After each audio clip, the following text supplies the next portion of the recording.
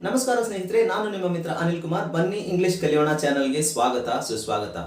ಸ್ನೇಹಿತರೆ, ಇವತ್ತಿನ ವಿಡಿಯೋದಲ್ಲಿ ಇಂಗ್ಲಿಷ್ನಲ್ಲಿ ಬರುವಂತಹ ಕೆಲವು ವಿಚಿತ್ರವಾದ ಪದಗಳನ್ನು ಹೇಗೆ ಪ್ರೊನೌನ್ಸ್ ಮಾಡೋದು. ವಿಚಿತ್ರವಾದ ಅಂತಲ್ಲ, ಸಾಮಾನ್ಯವಾಗಿ ಪದಗಳು ನೋಡಲಿಕ್ಕೆ ಸಾಮಾನ್ಯವಾಗಿರ್ತವೆ, ಆದರೆ ಅದನ್ನು ಪ್ರೊನೌನ್ಸ್ ಮಾಡೋ ರೀತಿ, ಅದನ್ನು ಉಚ್ಚರಿಸುವ ರೀತಿ ಬೇರೆ ಇರುತ್ತೆ. ಅದು ಯಾವ ರೀತಿಯಲ್ಲಿ ರೂಪುಗೊಂಡಿರುತ್ತೋ, ಅಕ್ಷರಗಳಲ್ಲಿ ಸ್ಪೆಲ್ಲಿಂಗ್ಸ್ ಹೇಗಿರುತ್ತೋ ಅದೇ ಥರ ಅದು ಪ್ರೊನೌನ್ಸ್ ಆಗಲ್ಲ. ಅದರ ಶಬ್ದನೇ ಬೇರೆ ಇರುತ್ತೆ, ಸ್ವಲ್ಪ ವಿಚಿತ್ರವಾಗಿ ಅನಿಸುತ್ತೆ. ಕನ್ನಡದಲ್ಲಿ ನಮಗೆ ಒಂದು ಅಕ್ಷರಕ್ಕೆ ಅಥವಾ ಒಂದು ಶಬ್ದಕ್ಕೆ ಒಂದು ಅಕ್ಷರ ಇರುತ್ತೆ. ಈಗ ಕ ಅಂತಾದರೆ ಕ ಅಂತಾನೆ ಇರುತ್ತೆ, ಕ ಅನ್ನೋ ಅಕ್ಷರ ಇದೆ. ಮ ಅಂತ ಇದ್ರೆ ಮ ಅನ್ನೋ ಅಕ್ಷರ ಇದೆ. ಆದರೆ ಇಂಗ್ಲೀಷ್ನಲ್ಲಿ ಹಾಗಲ್ಲ. ಇಂಗ್ಲೀಷ್ನಲ್ಲಿ ಮ ಅಂತ ಹೇಳಬೇಕಾದ್ರೆ MA, ಕ ಅಂತ ಹೇಳಬೇಕಾದ್ರೆ KA. ಅದೇ ಥರ ಒಂದಷ್ಟು ಗೊಂದಲ ಸೃಷ್ಟಿಸುವಂತಹ ಪದಗಳು ಇಂಗ್ಲೀಷ್ನಲ್ಲಿ ಇರೋದ್ರಿಂದ ಹೇಗೆ ಪ್ರೊನೌನ್ಸ್ ಮಾಡಬೇಕು, ಅದರ ಸರಿಯಾದ ಉಚ್ಚಾರಣೆ ಏನು ಹೇಗೆ ಅಂತ ಗೊತ್ತಿಲ್ಲ. ಹಾಗಾಗಿ ಈ ವಿಡಿಯೋದಲ್ಲಿ ತಮಗೆ ಒಂದಷ್ಟು ಪದಗಳನ್ನು, ಅಂದರೆ ಒಂದು 25 ಪದಗಳನ್ನು ನಾನು ಆರಿಸ್ಕೊಂಡಿದ್ದೀನಿ. ಮುಂಬರುವ ವಿಡಿಯೋಗಳಲ್ಲಿ ಇನ್ನಷ್ಟು ಪದಗಳನ್ನು ಆರಿಸ್ಕೊಂಡು ಅದನ್ನು ಯಾವ ರೀತಿ ಉಚ್ಚಾರಣೆ ಮಾಡಬೇಕು ಅಂತ ನಾನು ಹೇಳ್ತೀನಿ ನಿಮಗೆ. ಈಗ ಸದ್ಯಕ್ಕೆ 25 ಸ್ವಲ್ಪ ಜಾಸ್ತಿನೇ ಆಯಿತು, ಆದರೆ 25 ಪದಗಳು ಹೇಗೆ ಅದನ್ನು ಸರಿಯಾದ ರೀತಿಯಲ್ಲಿ ಉಚ್ಚಾರಣೆ ಮಾಡೋದು ಅನ್ನೋದನ್ನ ನೋಡೋಣ ಸ್ನೇಹಿತರೆ.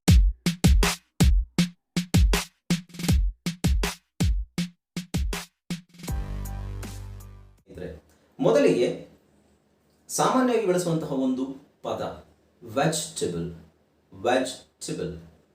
ತರಕಾರಿಗಳು. ವೆಜಿಟೇಬಲ್ ಅದನ್ನು ನಾವು ವೆಜಿಟೇಬಲ್ ಅಂತ ಹೇಳ್ತೀವಿ.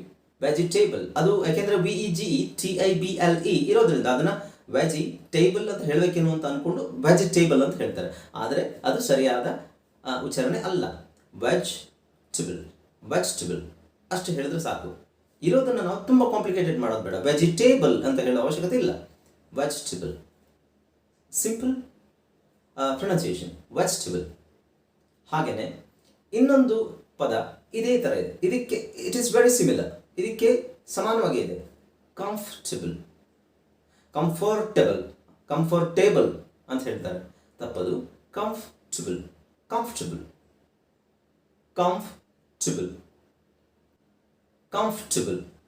ಕಂಫರ್ಟಬಲ್ ಆಯ್ತಲ್ಲ ಸ್ನೇಹಿತರೆ. ಮುಂದಿನದು ಆಮಂಡ್.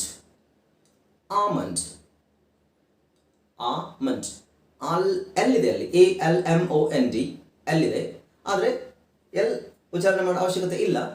Almond simple, almond. ಹಾಗೆ ಮುಂದಿನದು ಎಟ್ಸೆಟ್ರಾ ಅಂತ ಹೇಳ್ತಾರೆ, ಅದು ಸರಿಯಾದ ಉಚ್ಚಾರಣೆ ಅಲ್ಲ. ಎಟ್ಸೆಟ್ರಾ ಅಥವಾ ಎಟ್ಸೆಟರಾ ಅಂತ ಹೇಳ್ಬೋದು. ಎಕ್ ಅಂತ ಹೇಳೋಗಿಲ್ಲ, EK ಅಥವಾ EC ಅಂತ ಹೇಳೋಗಿಲ್ಲ. ETC et cetera easy. ತುಂಬ ಸ್ವಲ್ಪ ನಾವೇ ಅದನ್ನು ನೋಡಿಕೊಂಡು ಆ ಅಕ್ಷರಗಳು ಹೇಗಿದೆ ಅದಕ್ಕೆ ತಕ್ಕಂತೆ ನಾವು ಉಚ್ಚಾರಣೆ ಮಾಡಬೇಕು. ಕೆಲವು ಸ್ವಲ್ಪ ನಮ್ಮನ್ನು ಯಾಮಾರಿಸ್ತವೆ. ಅಕ್ಷರಗಳು ಹೇಗಿರುತ್ತೋ ಹಾಗೆ ಉಚ್ಚಾರಣೆ ಮಾಡಲ್ಪಡಲ್ಲ. ಈಗ ವೆಜಿಟೇಬಲ್ ನೋಡಿ, ವೆಜಿ ಇದೆ ಅಲ್ಲಿ, ಆದರೆ ಈ ಪ್ರೊನೌನ್ಸ್ ಮಾಡೋ ಹಾಗೆ ಇಲ್ಲ. ಸೊ ನೆಕ್ಸ್ಟ್ ಪದ ಸ್ನೇಹಿತರೆ, ಕ್ಲೋತ್ಸ್. ಬಟ್ಟೆ ಬರೆಗಳು. Clothes CLOTHES. ಕ್ಲಾತ್ಸ್ ಅಂತ ಹೇಳೋದು ತಪ್ಪು, ಕ್ಲೋತ್ಸ್ ಅಂತ ಹೇಳೋದು ತಪ್ಪು. Close it's very similar to close, ಮುಚ್ಚುವುದು. CLOSE ಅದೇ ಉಚ್ಚಾರಣೆಯನ್ನು ಇಲ್ಲಿ ಹೇಳಿದ್ರಾಯ್ತು. ಕ್ಲೋಸ್. ಓಕೆ, ಮುಂದಿನದು ವರ್ಕ್.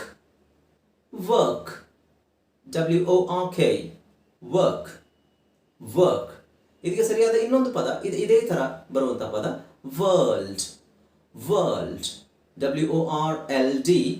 ವರ್ಲ್ಡ್. ಇನ್ನೊಂದು ಸಿಮಿಲರ್ ಇದೇ ಥರ ವರ್ಡ್. ವರ್ಲ್ಡ್, ವರ್ಕ್ ಅಂತ ಹೇಳೋದ್ರ ಬದಲು ವರ್ಕ್. ಜಾಸ್ತಿ ಬಳಸಬಾರ್ದು. Work, word. ಮುಂದಿನ ಪದ ಸ್ವಲ್ಪ ಇದು ಸ್ವಾರಸ್ಯವಾಗಿದೆ. ಒಂದು ಫ್ಯಾಮಿಲಿಗೆ ಸೇರಿರುವಂಥ ಒಂದಷ್ಟು ಪದಗಳು. ಫೋಟೋಗ್ರಾಫ್.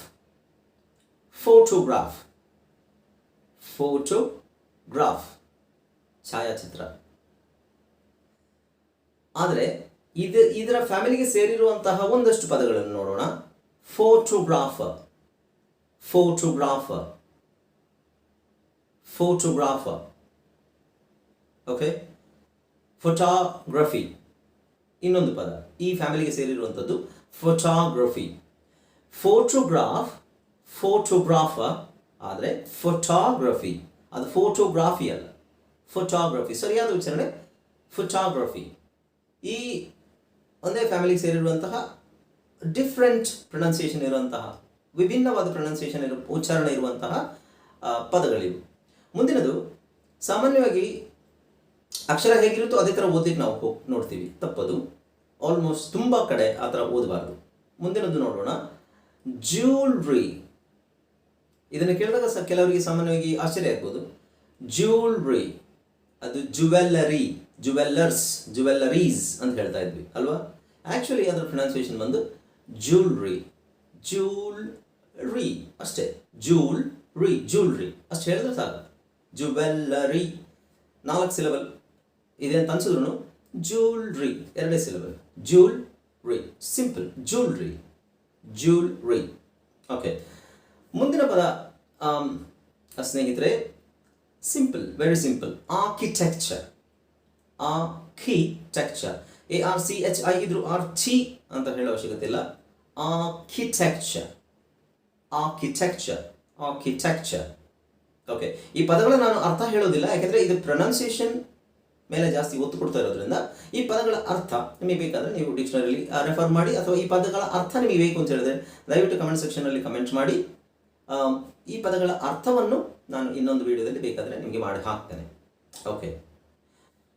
ಆರ್ಕಿಟೆಕ್ಚರ್ ಆಯ್ತಲ್ಲ. ಆರ್ಕಿಟೆಕ್ಚರ್ ಆದಮೇಲೆ ಏಕ್, ಏಕ್, ACHE, ACHE, ಏಕ್, ಏಕ್. ಇಲ್ಲಿ ಖ ಬರಬೇಕು, H ಅಲ್ಲ, H ತಪ್ಪು. ಏಕ್, ಏಕ್, ಏಕ್, ಏಕ್ ಅಂದರೆ ನೋವು. Okay. Next enthusiastic, enthusiastic, ENTHUSIASTIC, enthusiastic, thu, rathada tha, thu, enthusiastic, enthusiastic. ಹೇಳಿ, enthusiastic. ನಾನು ಪದೇ 3-4 ಸಲ ಯಾಕೆ ಹೇಳ್ತೀನಿ ಅಂದರೆ ನನ್ನ ಜೊತೆ ನೀವು ಒಂದ್ಸಲ ಟ್ರೈ ಮಾಡಿ. ಆಗ ನಿಮಗೆ ವಿಡಿಯೋ ನೋಡ್ತಿದ್ದಂಗೆ ನೋಡ್ತಾ ಇರೋ ಹಾಗೆಯೇ ನಿಮಗೆ ಅದು ಅಭ್ಯಾಸ ಆಗುತ್ತೆ. Enthusiastic, enthusiastic. ನೆಕ್ಸ್ಟ್ ಬಂದು ಕವಿತೆಗೆ ಪೋಯಮ್, ಪೋಯಮ್ ಅಥವಾ ಪೋಮ್ ಅಂತಲೂ ಹೇಳ್ಬೋದು. 2 ರೀತಿ ಹೇಳ್ತಾರೆ, ಪೋಯಮ್ ಆ್ಯಂಡ್ ಪೋಮ್. ಪೋಯಮ್ ಅಲ್ಲ, ಯಮ್ ಅಂತ ಹೇಳಬಾರ್ದು. Poem, poem, poem, poem. ಇನ್ನೊಂದು ಇಪಿಟಮಿ, ಇಪಿಟಮಿ, EIPI, ಕ್ಷಮಿಸಿ, ಎಪಿಟಮಿ, ಎಪಿಟಮಿ, EPITOME, ಎಪಿಟಮಿ, EPITOME, ಎಪಿಟಮಿ. ಅಥವಾ ಸ್ವಲ್ಪ ಎಪಿಟಮಿ ಅಂತ ಹೇಳ್ಬೋದು. ಎಪಿಟಮಿ ಆ್ಯಂಡ್ ಎಪಿಟಮಿ 2 ಒಂದೇ. ಆದರೆ ಎಪಿಟೋಮ್, ಎಪಿಟಮೆ ಇದೆಲ್ಲ ಹೇಳಬಾರ್ದು. ಎಪಿಟಮಿ, ಎಪಿಟಮಿ. ಈ ಪದ ನೋಡಿ, ಜೈಬ್ರಿ, ಜೈಬ್ರಿ ಅಥವಾ ಡಿಬ್ರಿ, ಡಿಬ್ರಿ. ಎಸ್ ಪ್ರೊನೌನ್ಸ್ ಮಾಡೋಂಗಿಲ್ಲ, ಎಸ್ ಸೈಲೆಂಟ್. ಡಿಬ್ರಿ, ಡಿಬ್ರಿ, ಜೈಬ್ರಿ, ಡಿಬ್ರಿ. 2ರಲ್ಲಿ ಯಾವ್ದಾದ್ರು ಒಂದು ಹೇಳ್ಬೋದು. ಇದಾದ ನಂತರ ಮುಂದಿನ ಪದ ಸಾಮಾನ್ಯವಾಗಿ ಇದನ್ನ ಎಲ್ಲರೂ ಮಿಸ್ಪ್ರೊನೌನ್ಸ್ ಮಾಡ್ತಾರೆ. ಆಸ್ಮಾ, ಆಸ್ಮಾ, ಆಸ್ಮಾ, ಅಸ್ತಮಾ ಅಂತ ಹೇಳ್ತಾರೆ. ಆ್ಯಕ್ಚುಲಿ ಅದರ ಸರಿಯಾದ ಉಚ್ಚಾರಣೆ ಇಂಗ್ಲೀಷ್ನಲ್ಲಿ, ಕನ್ನಡದಲ್ಲಿ ನಾವು ಹೇಗೆ ಬೇಕಾದ್ರೆ ಹೇಳ್ಬೋದು, ಇಂಗ್ಲೀಷ್ನಲ್ಲಿ ಹೇಳಬೇಕಾದ್ರೆ ಆಸ್ಮಾ, AZMA ಅಂತ ಉಚ್ಚಾರಣೆ ಮಾಡ್ಬೋದು. ಆಸ್ಮಾ, TH ಬದಲು Z ಹಾಕೊಂಡ್ರೆ ಆಯಿತು, ಆಸ್ಮಾ. ಹಾಗೆಯೇ ಇನ್ನೊಂದು ಪದ ಸ್ವಲ್ಪ ವಿಚಿತ್ರವಾಗಿದೆ, ಸಿಂಪಲ್ ಪದ, ಡೈಲಿ ಬಳಸುವಂಥದ್ದು. ಡೈಲಿ ಅಲ್ಲ, ವಾರಕ್ಕೆ 1 ದಿನ ಬಗ್ಗೆ ಹೇಳಬೇಕಾದ್ರೆ ವೆನ್ಸ್ಡೇ, ವೆನ್ಸ್ಡೇ, ಬುಧವಾರ. ವೆನ್ಸ್ಡೇ, ವೆಡ್ನೆಸ್ಡೇ ಅಂತ ಹೇಳ್ತಿದ್ವಲ್ಲ, ತಪ್ಪದು. ವೆನ್ಸ್ಡೇ. ಓಕೆ, ವೆನ್ಸ್ಡೇ ಆದಮೇಲೆ ಮುಂದಿನ ಪದ ನೋಡೋಣ. ಒಂದು ತಿಂಡಿ, ಅದು ತಿನಿಸು. ಪಿಜ್ಜಾ. ಪಿಜ್ಜಾ. ಪಿಜ್ಜಾ. ಪಿಜ್ಜಾ ಅಂತ ಹೇಳ್ತಾರಲ್ಲ, pizza hut. No, it is wrong. Pizza. Pizza. Pizza. Okay, pizza ಆದಮೇಲೆ ಸ್ನೇಹಿತರೆ ಇದು ವಿಚಿತ್ರವಾಗಿದೆ. ಲಾಂಡ್ರೆ. ಲಾಂಡ್ರೆ. ಲಿಂಗರಿ ಅಂತ ಕಾಣಿಸುತ್ತೆ, ಆದರೆ ಅದನ್ನು ಲಾಂಡ್ರೈ ಅಥವಾ ರೀ. ಲಾಂಡ್ರಿ. ಲಾಂಡ್ರಿ ಎರಡು ಥರ ಹೇಳ್ಬೋದು. ಲಾಂಡ್ರೈ ಅಥವಾ ಲಾಂಡ್ರಿ ಎರಡು ಥರ ಹೇಳ್ಬೋದು. ಲಾಂಡ್ರೈ ಅಥವಾ ಲಾಂಡ್ರಿ. ಮುಂದಿನದು BOWL, ಬೌಲ್ ಅಂತಿದ್ರು ಅದನ್ನು ಬೋಲ್. ಬೋಲ್ ಅಂತ ಹೇಳಬೇಕು. ಬೋಲ್. ಬೋಲ್. ಓಕೆ, ಮುಂದಿನದು ಸಾಮಾನ್ಯವಾಗಿ ಎಲ್ಲರೂ ಮಾಡುವಂತಹ ತಪ್ಪಿದು. ಊಟ ಆಯ್ತಾ, ಬೆಳಗಿನ ತಿಂಡಿಗೆ ಬ್ರೇಕ್ಫಾಸ್ಟ್. ಬ್ರೇಕ್ಫಾಸ್ಟ್ ಅಂತ ಹೇಳ್ತಾರೆ. That's wrong. Breakfast. Breakfast. Okay, ಆಮೇಲೆ ಬ್ರೇಕ್ಫಾಸ್ಟ್ ಇದಾಯ್ತಲ್ಲ. ಬ್ರೇಕ್ಫಾಸ್ಟ್ ಆದಮೇಲೆ ಸಾಮಾನ್ಯವಾಗಿ ಬಹಳ ಬಳಕೆಯಲ್ಲಿರುವಂತಹ ಪದ ವಿಡಿಯೋ. ವಿಡಿಯೋ, ಅದನ್ನು ವಿಡಿಯೋ ಅಂತ ಹೇಳ್ತಾರೆ. ವಿಡಿಯೋ ಸರಿಯಾದ ಉಚ್ಚಾರಣೆ ಅಲ್ಲ. ವಿಡಿಯೋ. ವಿಡಿಯೋ. ವಿಡಿಯೋ. ವಿಡಿಯೋ. ಇನ್ನೊಂದು, ಇದಷ್ಟು ಸಾಮಾನ್ಯ ಪದ ಅಂತ ಹೇಳೋಕ್ಕಾಗಲ್ಲ, ಸ್ವಲ್ಪ ಅಲ್ಲಲ್ಲಿ ಕಂಡು ಬರುತ್ತೆ. ಡಿಸ್ಕ್ರಷನ್. ಡಿಸ್ಕ್ರಷನ್. ಡಿಸ್ಕ್ರಿಷನ್ ಅಂತ ಹೇಳ್ತಾರೆ. ರಾಂಗ್. ಡಿಸ್ಕ್ರಷನ್. ಡಿಸ್ಕ್ರಷನ್. ಡಿಸ್ಕ್ರಷನ್. ಓಕೆ, ಮುಂದಿನ ಪದ ಸ್ನೇಹಿತರೆ ವಯಲಿನ್.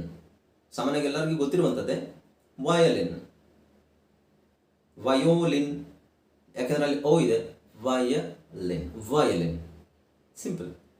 ಓಕೆ ಸ್ನೇಹಿತರೆ, ಮುಂದಿನ ಪದ ಬಹಳ ಕಷ್ಟ ಇದೆ ಇದು ಉಚ್ಚಾರಣೆ ಮಾಡಲಿಕ್ಕೆ. ಸಬ್ಸ್ಕ್ರೈಬ್. ಸಬ್ಸ್ಕ್ರೈಬ್ ಅಂದರೆ ನನ್ನ ಚಾನಲನ್ನು ಸಬ್ಸ್ಕ್ರೈಬ್ ಮಾಡಿ. ಇನ್ನೊಂದು ಪದ ಅದರ ಜೊತೆಗೆ ಅಂಟಿಕೊಂಡಿರುವಂಥ ಪದ ಲೈಕ್. LIKE, like. ಆಮೇಲೆ ಇನ್ನೊಂದು ಪದ ಶೇರ್.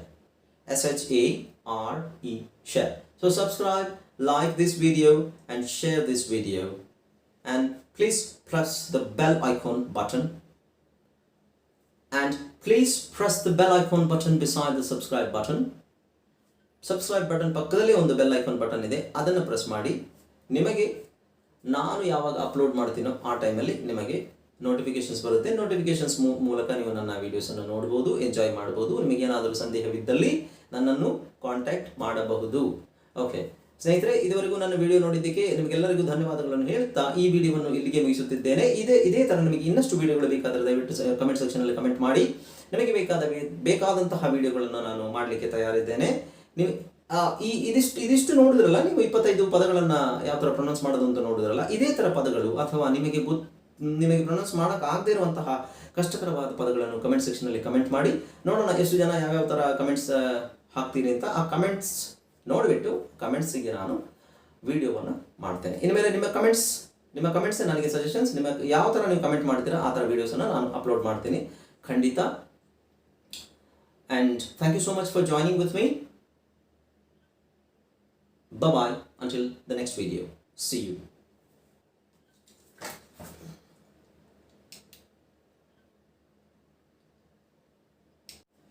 ಓಕೆ ಸ್ನೇಹಿತರೆ, ಇಲ್ಲಿವರೆಗೆ ಒಂದಷ್ಟು 25 ಪದಗಳನ್ನು ನಾವು ಯಾವ ಥರ ಪ್ರೊನೌನ್ಸ್ ಮಾಡೋದು, ಇಲ್ಲಿವರೆಗೆ ನಿಮಗೆ ಪ್ರೊನೌನ್ಸಿಯೇಷನ್ ಹೇಳ್ಕೊಟ್ಟೆ.